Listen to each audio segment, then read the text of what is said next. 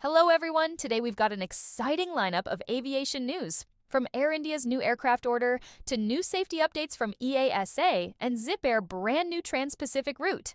Stick with us and let's dive into the details. First up, Air India is making headlines once again. You've probably heard about their record-breaking order of nearly 500 jets last year. Well, they're not stopping there. The airline has just placed a new order for 85 Airbus jets.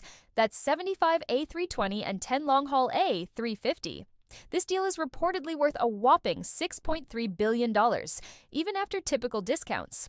Now, Air India hasn't officially confirmed this order yet, but industry insiders are pointing to the airline as the unnamed customer behind Airbus's latest sales update. This comes just a year after Air India ordered 250 jets from Airbus and 220 from Boeing as part of their massive fleet overhaul. And if that wasn't enough, sources are also hinting at more orders from Boeing in the near future. So it looks like Air India is going all in on modernizing their fleet. For a bit of context, Air India was once one of the world's top airlines, founded back in 1932 by J.R.D. Tata.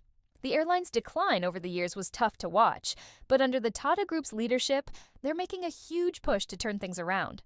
Ratan Tata, who played a pivotal role in the group's aviation ventures, passed away recently at the age of 86. He was a visionary leader, and his influence on Air India's resurgence can't be overstated. What's really interesting here is that Air India is trying to regain ground in a highly competitive market. Just last year, India's largest airline, Indigo, placed a record order for 500 jets. So Air India will need all these new planes, plus a solid strategy to compete. Now, let's shift gears to some important safety news. The European Union Aviation Safety Agency, EASA, has lifted its recommendation for airlines to avoid flying over Israeli airspace. This comes after their previous warning on September 28th, when intense airstrikes in southern Lebanon raised concerns. The updated Conflict Zone Information Bulletin, CZIB, released on October 9th, recommends airlines closely monitor the situation and conduct thorough risk assessments before operating flights over Israel. The bulletin, which will remain in effect until October 31st, suggests that airlines either continue operations with additional safety measures or avoid the airspace altogether if the risks are too high. It's a cautious but flexible approach, and it's clear that EASA is keeping a close eye on the volatile situation in the region. This update could be reassuring for airlines that rely on routes over Israel, but it's also a reminder of how quickly things can change when geopolitical tensions escalate. We'll definitely be keeping an eye on this one to see how it develops. And now for some exciting news on the budget airline front. Japanese low-cost carrier ZIPAIR just announced that they'll be starting non-stop flights between Tokyo Narita, NRT, and Houston's George Bush Intercontinental Airport, IAH.